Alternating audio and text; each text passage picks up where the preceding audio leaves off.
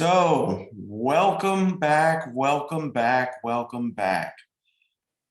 the Reds Disciples podcast.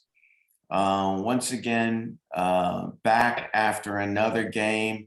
It's been a little spotty for us lately, and that's mostly been my fault. I apologize for that. Sometimes the day job bleeds into the night job, and those things happen. And so I haven't been up as much, but I am still here. Excuse me. It's a long 82 game season. Much like I'm doing my best Jaylen Brown impersonation, where I'm coming in and out of the lineup lately. So I'm trying to get healthy and get back to regular appearances with games and whatnot. But with me, as always, is Billy.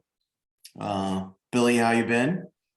Doing well, doing well. It would have been a little better if we could have pulled this one out, but Oh man, talking about this game. It's a fun game. It was a fun game, but like, like, after so many of those shots just started going in, I was like, you gotta be shitting me. Like just the way at the level, like they pull up, like it got to the point where I was like surprised when they didn't go in.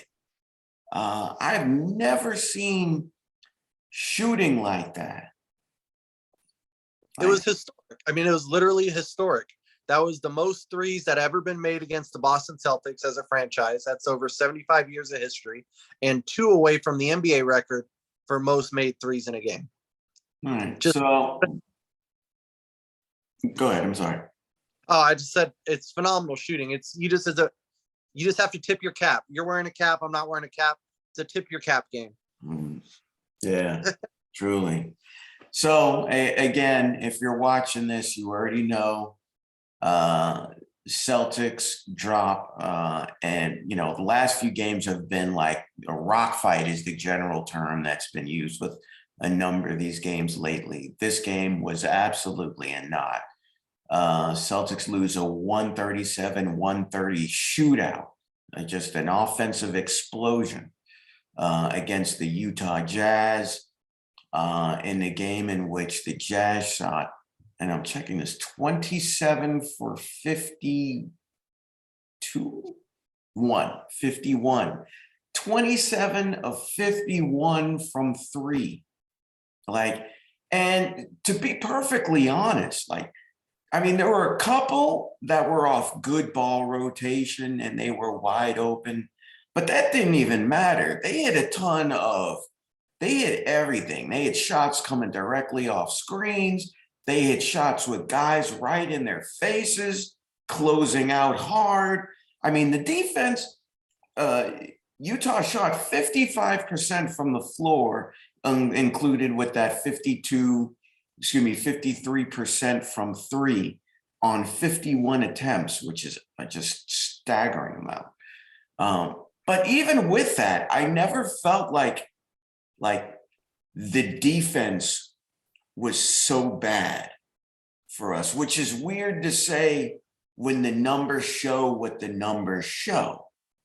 But I never felt like the defense was so bad for this team. No, What did you see? it was more good offense.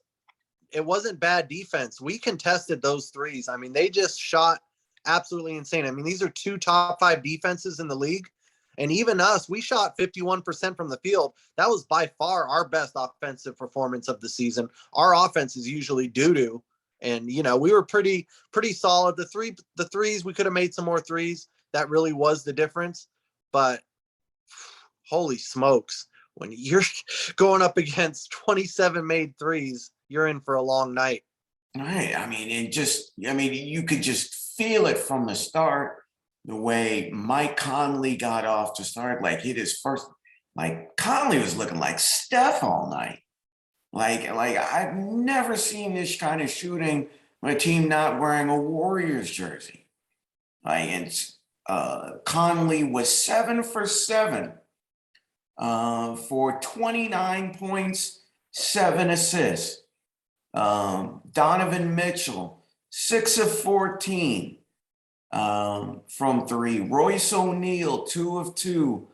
Bojan Bogdanovic, 4 of 7. And then off the bench, they had Joe Ingles, 3 of 5. Jordan Clarkson, 3 of 9. Rudy Gay, 2 of 7. Like, they just kept bombing away. They just bombed away, and they spread us out so far. I mean, like when they weren't hitting the shots with guys in the faces, I mean, they just Conley when he wasn't like bombing away, he was living inside the paint and breaking down defense. Same with Mitchell. It was just hard to keep guys out of the paint and hard to keep, they just had us in rotation all night. I give Ime a lot of credit though. That game was a little bit of a chess match. He abandoned the double bigs pretty quickly, rightfully so. And then he had it where whenever Whiteside was on the court, Rob was on the court. And that's really where most of our run to get back in the game. And then Gobert and Al went at each other, and God, just Al Horford continues whatever his diet is, whatever his thing is, because me and Al are the same age. I got to get on it because his red. God bless him, man. I love Al Horford. Like, good grief. Had a great game. I mean, like I said, all the numbers don't show everything, but 21 tonight. Like I thought they could have even gone to him the post, maybe even a little bit more, but I thought he was great. 21, got 15 shots up, 3 of 8 from 3. Some of the best he's looked offensively in a while. 21, 9 assists. When Al is getting 9 assists, that means the ball's moving around, right? And that tends to usually be a good predictor of ball movement overall. If Al's getting that, and that you're 100% right. That's really the best we've looked, and I think you're also right. You have to give, Ime takes some criticism, whether it be here or on other shows or on social media, and when he does, I don't. For the most part, I think it's good criticism when he takes it. At least it's warranted. But I think you got to give him credit for those moves today. My hope is that maybe it turns into something more. I like the double big lineup. I like the use of Al and Grant together. But I also think there are times when I like seeing Tatum at the 4. Like I do like seeing Tatum at the 4 and him being able to operate at that spot with just a little bit more space to work with, a little bit more open driving lanes, especially when he gets to play with Al and Al can space for him.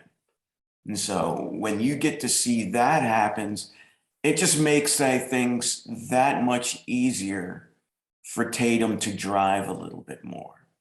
And I think hopefully it might even help with Schroeder as well a little bit, who I think sometimes when Schroeder does find himself in trouble, it's when he gets in jail. He tries to drive and maybe it's not there and he has to maybe turn back and he ends up dribbling a little bit too much longer than maybe he should. I like Schroeder when he's decisive. And like there was one point in the game where he got pinned on a shot and he missed it. And it was a little unfortunate because I thought he could have got the ball to Tatum. But in general, I like when Schroeder's decisive. Also like him when he's hitting that elbow jumper. When he's not hitting that elbow jumper, it's not as good Schroeder. But generally, point being, if Al is able to hit those shots in space and Tatum's able to play at the 4, like that's a group that I like. I enjoyed seeing um, Schroeder with Smart or Schroeder with Richardson. And I know obviously we'll have to see what happens. Hopefully it's not a long-term thing with Romeo. Lord knows he doesn't need any more injuries. But even when Neesmith came in, who didn't shoot, but I thought he played some decent defensive minutes for the short stint he was in there. But when those guys have a little bit more space to work with, and Tatum can play at the 4, I just think it makes the ball movement look a little bit nicer. Yeah, especially Romeo, man. I mean, I hope that ankle is just it looked ugly, but it also the way he walked it off, it just looks like one of those things you see on a basketball court all the time, where you just kind of rolled the ankle and it looks worse than it is. But he was playing so well. He got us really the momentum we needed because we were just getting dogged in that quarter. And for him to go down like that after playing really well that game, he had some sweet drives that we have not seen from him before. Yeah. I driving the closeout. That's been kind of a little bit hit or miss with him. I find sometimes when he drives off that wing, he allows himself to get bumped off the line a little bit too much. And then he either ends up with a weird twisting shot, or he can't turn the corner to get the layup like he did twice today, which I thought was really good. Or sometimes he ends up having to kick it back out. But I like seeing him being able to be tough on that line and not get bumped. And I saw him do that well a couple times today, and that was nice to see. Um, that was evident of like good offense for him. What are we going to do about Schroeder, man? It's like getting to the point where it's like, you know what? I'm on the roller coaster. I want to hit the Yeah. red button. I want to get off this ride, man. It's the highs are great, but the lows are really low. I mean, it's the ultimate. I don't remember a trick or treat player like this. You really don't know each Well, people possession. say Marcus is a trick or treat player. People say Marcus is a trick or treat player. I mean, I think it's an interesting question you have, and we can talk about Marcus a little bit more in a minute. But I mean, what is it you're seeing when you look at Schroeder right now? I don't know if he's trying to play for a contract. I don't know if he just has tunnel vision. He is missing guys, and he has the ball in his hands so long that other guys are starting to stand around. And if anybody else on this team did this, we'd be screaming our heads off. But because Dennis is still kind of the new guy, I don't think they really are getting on his butt for it. But it's got to stop. He's a ball stopper, man. He gets the ball, and it's just, he can start walking back on defense. He's going to take a bad shot. Sometimes he'll do his nice little pull-up turnaround, or he'll beat his guy off the dribble, or when you're down 6 with a minute left, he's taking a 2. We need a 3 there, and he gets Yeah, blocked. yeah, I yeah. just I saw it, and then it's funny. Keith Smith was online. He got into it on social media because people he was calling that a dumb play. But yeah, like I said, Schroeder's at his best when he can be decisive with the ball. And I actually like him off the ball, weak side, driving closeouts, like much like Jalen, or much like the guy we were just talking about, Romeo. I actually like him off the ball, driving those closeouts rather than on the ball, which is the reason why I'm so big on Smart having the ball. I think Smart has really played well over the last month. Um, I honestly think Marcus should have a little bit higher usage. I think his numbers would be better if guys were hitting more shots. Most of assists are going to Tatum, and that's understandable. Tatum's our best player. And then next is probably Time Lord, I think I've read. But I really do feel like if guys have been hitting shots at more close to their regular numbers, what they've regularly been, like he'd have higher numbers than what he has. I think, to me, I think he's capable of handling the ball. I know that's kind of been a question on our board and a question on, on various outlets, is whether he's great in this role that he's in, or is this a case where he's actually capable of handling more than he is? If his usage goes up, does his turnovers go up? Which has been an argument I've heard. Yes, but does the assists also go up as well? The commensurate to that. I know Gasper put out an article the other day. What did you think of that Gasper article? I thought it was a hit piece. Like, he wanted to put that out while we were still losing. He didn't expect this team to go 10-5 in the last month and basically just kind of turn around their season since Marcus's comments. He started that on, when things were bad, when it was 2-5, and it was like, hey, let's get this guy out of town. He's causing trouble. Like, you could totally tell he had his perspective, and then he had to kind of adjust. And it was just a matter of, oh, well, I guess I got to publish it. It's been a month now. Yeah. So, I mean, look, we know to a degree, we kind of know who Marcus is to a degree right now. Here are the counting stats for whatever it's worth, right?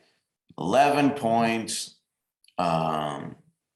He's shooting just under 40% from the floor, 30% from three. And that feels like similar to the numbers he's put up in the past. I think I'd like to see that 40% number get up a little bit more. But again, I also feel like his usage is just so low, and he squeezes so much out of that. I mean, let me ask you this, is that,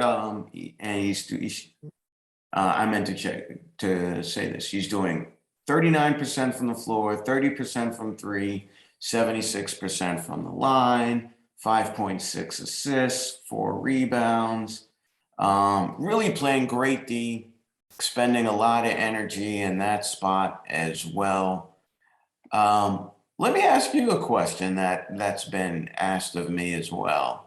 Is this really like the role he's playing now, is that really his best spot? Or do you think he's capable of more than what he's actually doing? It feels like he could actually do more, but you could argue that November was the best month of basketball he's played in his career.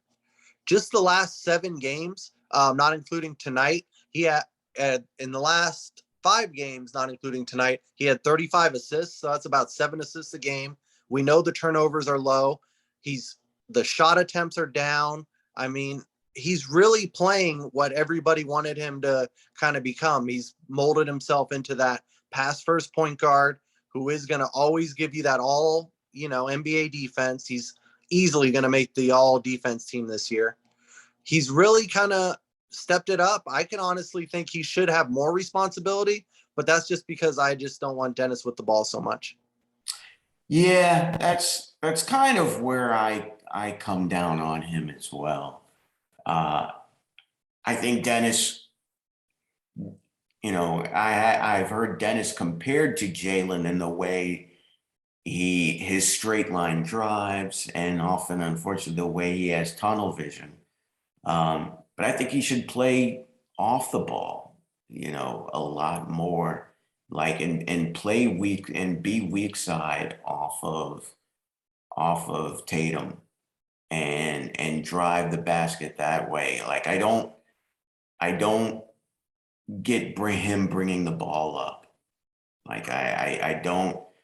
I feel that his offense, the way things are set up right now, comes at the expense of ball movement. And maybe that's not necessarily his fault. We're asking him to do something that maybe he just shouldn't be doing. You know, it's at some point you have to say, this is who Dennis is, and you can't blame Dennis for being Dennis and saying, hey, this is how I play. You can't ask a leopard to change his spots. That's who he is. So you have to try and figure out a way around that. To me, it just means giving him less responsibility in terms of running the offense, uh, and have him play off the ball more. He's just not good for that role. I think doesn't mean he can't be effective here. Doesn't mean he can't be effective in this uniform. Doesn't mean he can't contribute and does not contribute to winning, because he certainly does. This 10-5 stretch that you just spoke about, all this has come with Dennis playing a significant role. So that can't be overlooked. We're a top 5 defense in the league. Dennis has certainly been a part of that. So that can't be overlooked either. But I feel that now. I just feel like Marcus is capable of doing more, not just because I feel that Dennis should do less, but I think Marcus is capable of spraying the ball around. Like he's can be an excellent, Mac Jones-esque floor manager, game manager, and spray the ball around and make sure everybody gets involved. Like, I think he can do that if you give him more opportunity, which is what he's been asking for. And I think that'll eventually come, whether that comes now, whether that comes this season or next year's season. I feel like Marcus is still going to be here. I don't know if Dennis is going to be moved, because I don't know if it makes sense to move Dennis at the midpoint of the year or not. Yeah, unless you got a really good return, you might just want to write out the rental. Or the other counterpoint would be is if you think Pritchard's ready to go back into that backup point guard role that he was so good at last season. If you think Pritchard's ready, then you move on from Dennis, you sell high, get a nice mid-first for him, whatever the value is. Somebody will take him. There's probably 5 so-called contenders that would give up at least a decent pick to have a guy like Dennis, but right. I mean, and it's questionable how much of a pick you're going to get for a guy who's going into free agency, unless you feel like that team has a decent chance of keeping him to be, I don't know, a foundational guard next year, a primary playmaker on a team. You may not get someone to spend that much money on him, knowing that they're not going to receive bird rights for him or anything like that in a trade.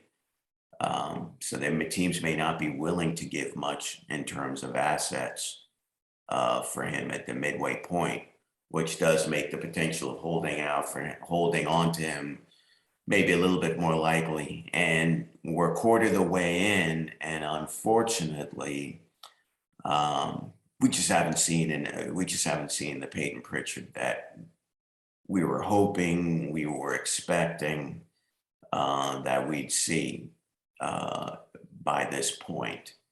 I don't know if it's been the broken nose that set him back, or just not playing as much has affected his confidence, but we just haven't seen it from Peyton. And then, given his age, given his experience, given all we saw in the preseason, it's a little surprising.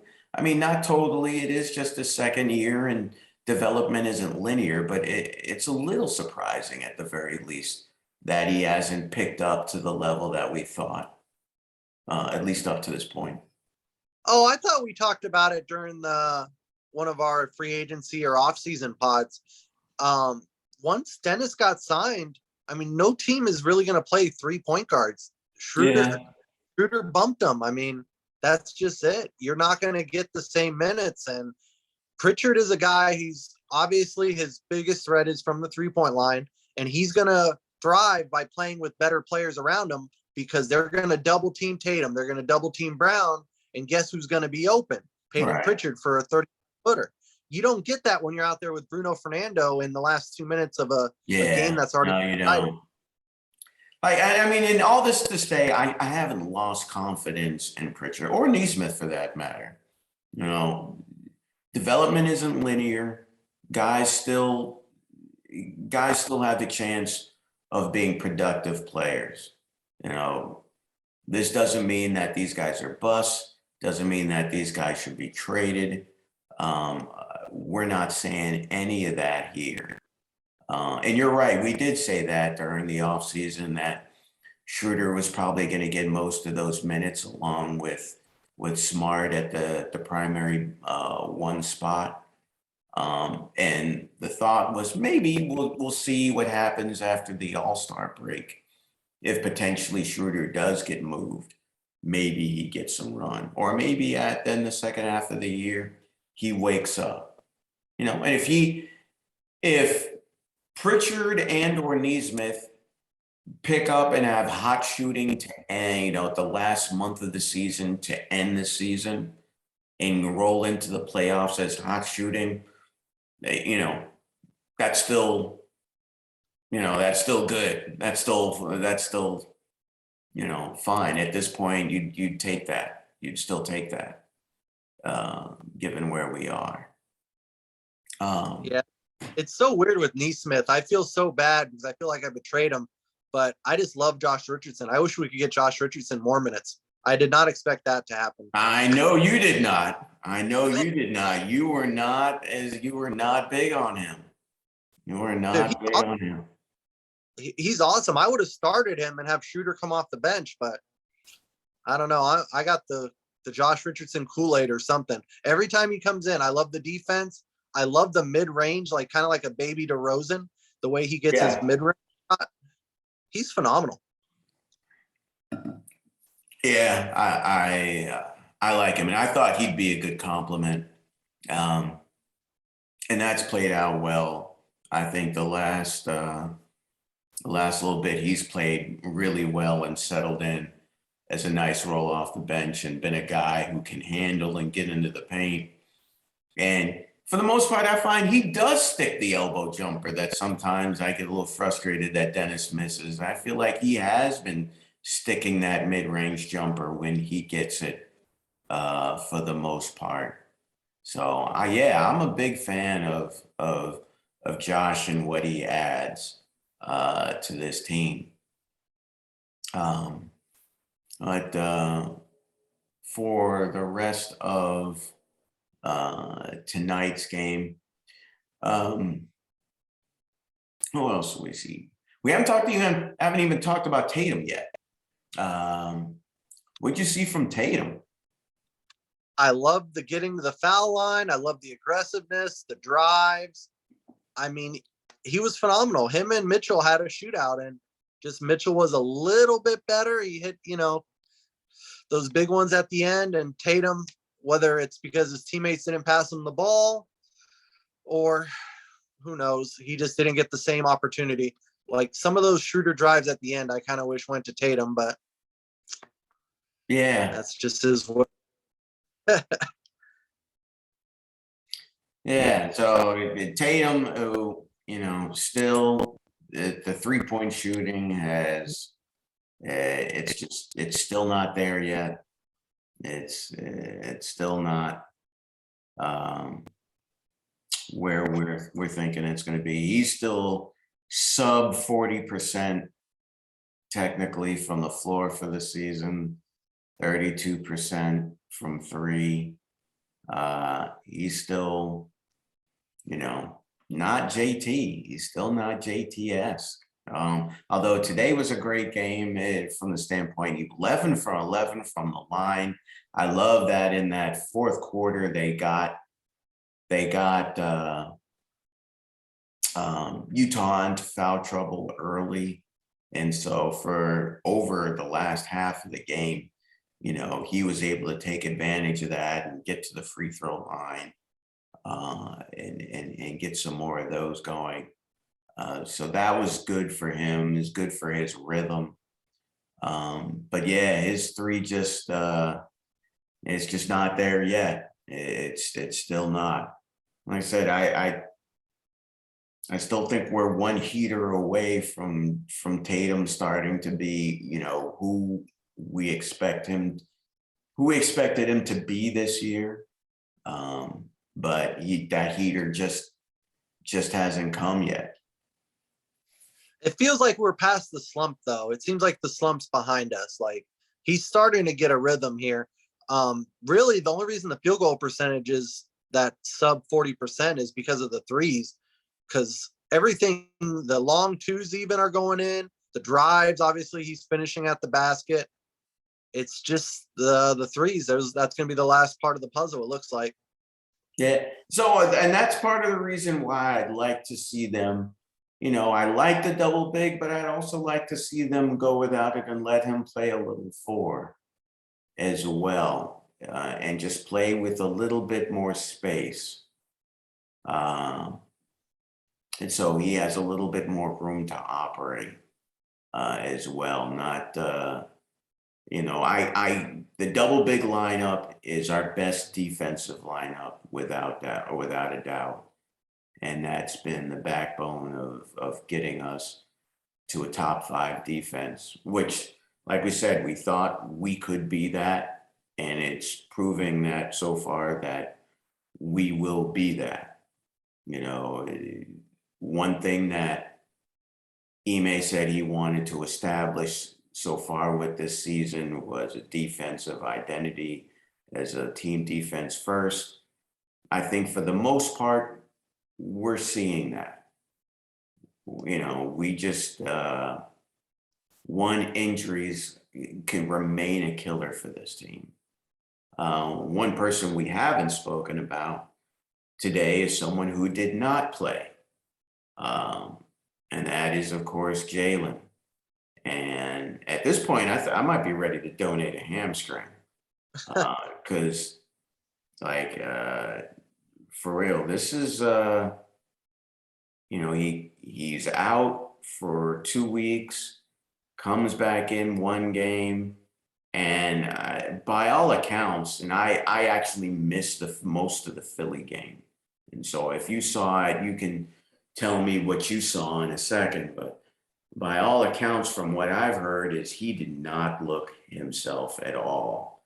And there are a lot of people expected, like, he's not going to play the next game. And from what it seems to me like, the next number of games, he may not be playing much either. And at this point, with this, with our medical staff, what are we even doing here? What are we doing? Yeah, it seemed like it just kind of tightened up on him. We had a really good strategy to deny Embiid the ball, but it also meant that Jalen especially got switched onto Embiid, and they were just banging into each other over and over. And it's really the last play of the game where when Rob gets that amazing block in the corner to save the game, you could see Jalen, it just really tightened up on him. And he was moving even stiffer than he was before. It's just him and Embiid going at it. It worked because they even Doc talked about it after the game. He's like, no matter what we did, we couldn't get the ball into Embiid. It's they basically denied and made those other guys try to beat us, and they just couldn't. That Philly game was a masterclass of coaching. Mm. Mm. So, that was obviously a 1-point win for us in that game. Tatum played really well, made some great passes, made some great plays down the stretch. I didn't love that. The one thing I did see in that game at the very end was one of those last plays. Schroeder, I thought, had a great closeout drive off a pick and roll, where he put the pick and roll with Horford, put them in rotation. They get miscommunicated, and while they're trying to figure it out, Schroeder took the straight line drive right to the rim for the layup, which was terrific. Then the last play before they made the defensive stop, though, ends up with the ball dribbling too much, tries to make a play.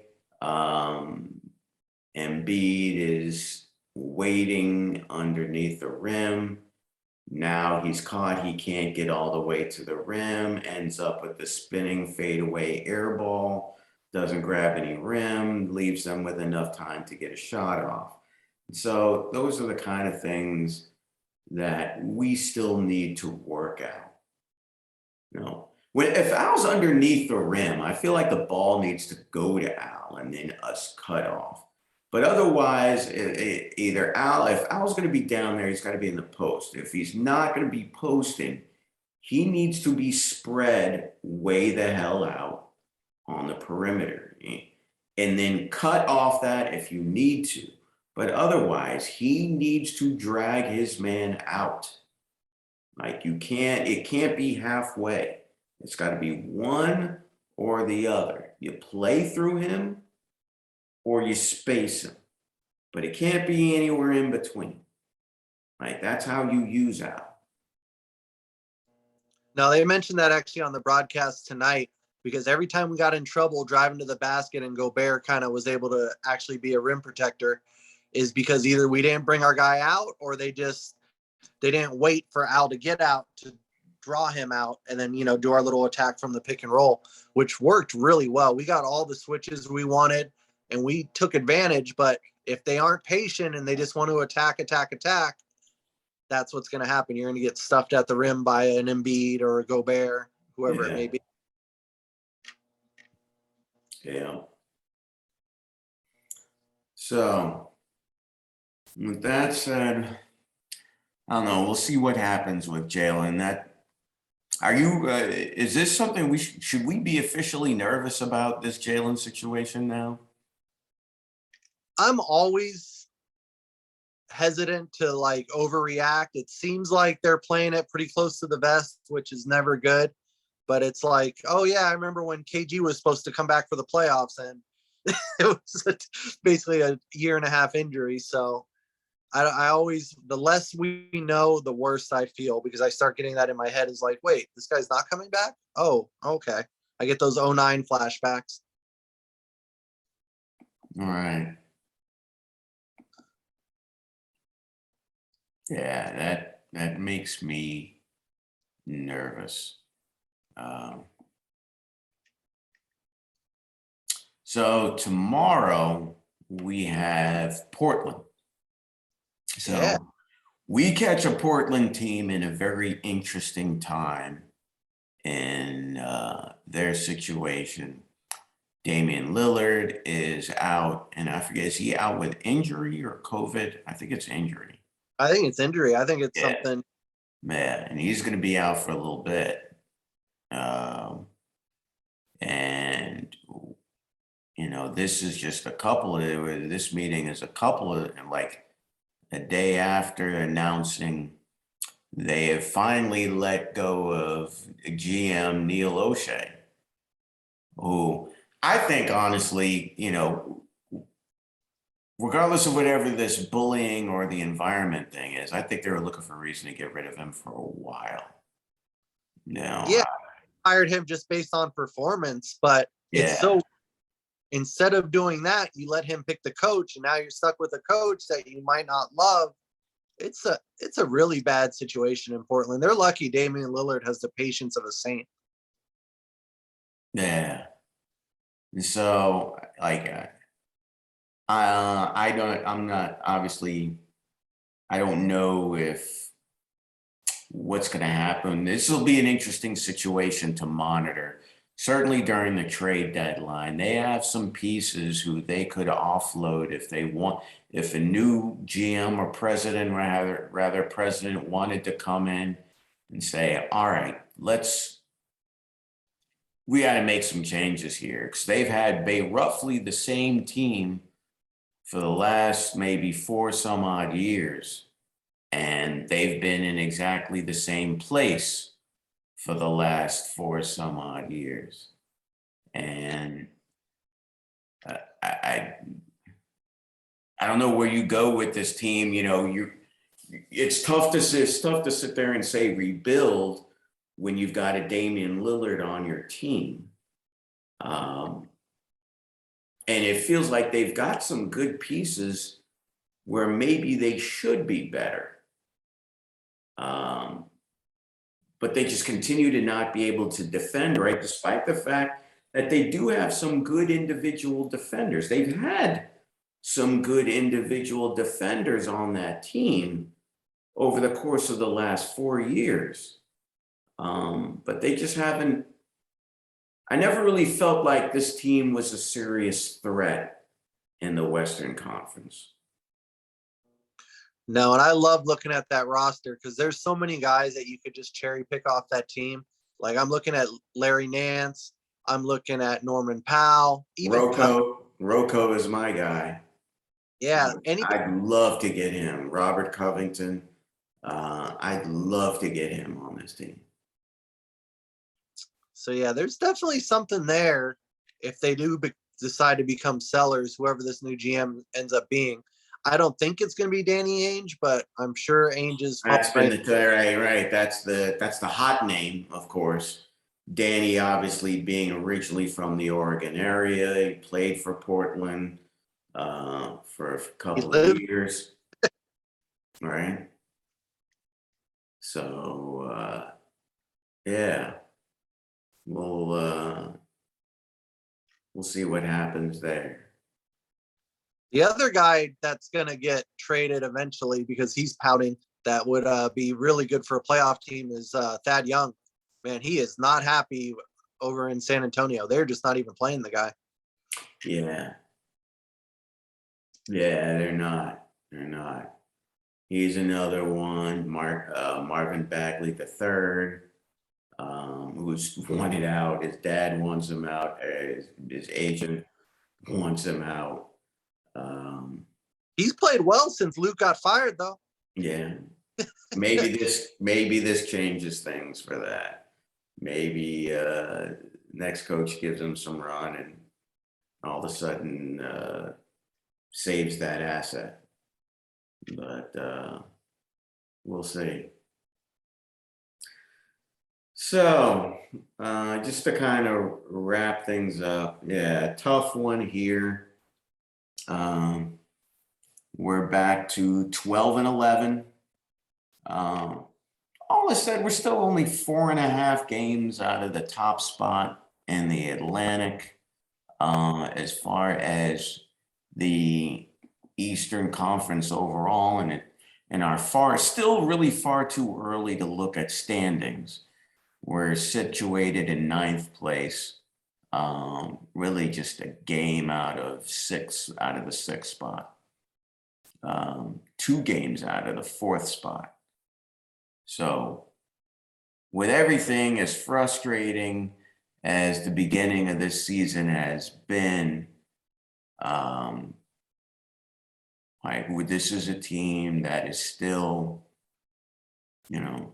not far removed from the upper ends of the Eastern Conference, from the top half of the Eastern Conference. And it just really means, it just really underscores the level of parity that we have in the East right now. And that we're really, honestly, like I said, we're Jason Tatum heater and maybe some good health away from finding ourselves right there. We're just kind of lying in the weeds at the moment, which can be frustrating from time to time, but it's a new coach, new players, new system. Guys are still trying to figure a lot of this stuff out. The new ball, there's a new ball. I don't know if some guys are having adjustment shooting with that. Clearly, Grant is not. Grant is not having issues making that adjustment. as he's become, he had a really nice shot today. It looked like he took a step back. Yes, he did. I was like, Grant's kind of feeling himself right now. A little bit with his shooting. I'm like, who are you right now? So Grant, the guy that everybody was ready to just dump off with a bag of basketballs before the season, he's evolved into a really important player. I always had the feeling Grant would be a 10-year vet in this league for sure. And he's already starting to, show where he's going to be with that. He's too intelligent to not make it. He's got too much basketball IQ. And going into tonight, he was the only player in the league shooting 50, 40, 90. So that's our guy. All right. So 50, 40, 90. Grant Williams. Who had that on your bingo card? Who would have thought? All right. So with that, I think we're going to call it quits for the night. But any final words on this game or previous games, or as far as preview for tomorrow's Portland game? We'll be back for that one as well to recap that one as well. But any final thoughts for you on this before we get out of here? It's a real test to see how this team takes this loss on the chin, because honestly, it's not a bad loss. I know there's no such thing as a good loss. If a team's going to shoot like that, God bless them. But we got to come out and handle it. When the team shoots 27 for 51, we're like, what are you supposed to do with that? You guys taking like crazy step backs. I'd love to see the 96 Bulls play against a team that shot like that from three. They'd be like, what is this? Is this even the same sport? Right. But I really want to see them come out with this kind of intensity that they gave tonight against a Portland team that's, without their best player. Because if we, fuck around and do the whole, we're just here, we just showed up, we should win crap, I'm going to be really disappointed in this team, because I thought we're past that. And I really hope we're past that, but we're going to see tomorrow. Yeah. That'll definitely be something to watch. Yeah, see if the good ball movement from this game continues. Again, one thing I'll be looking forward is to see if Ime once again gives Tatum a little bit more space to operate. Allows him to play a little bit with just one big instead of two, give him a little bit more room to maneuver. And yeah, we'll see how that goes. But in any case, if you've been watching this long, congratulations, you made it to the end, you win the prize. But thank you very much. Hit that like and subscribe button down low so that when we put out more episodes, which we will be continuing to do all year, that you can be informed, be a part of this conversation. Red's Disciples is a complimentary podcast with the Red's Disciples Facebook group on Facebook. Come and join that conversation if you are on social media. We are on Spotify. We are on YouTube. We are on iTunes. So come and find us if you want to join this conversation as well. Sometimes I get tired of Billy's talking. It's true. Right? It's true. Sometimes Billy talks too much. So if you want to participate in the conversation, join us. All right. And otherwise, he is Billy. I am Aaron. And have a great night.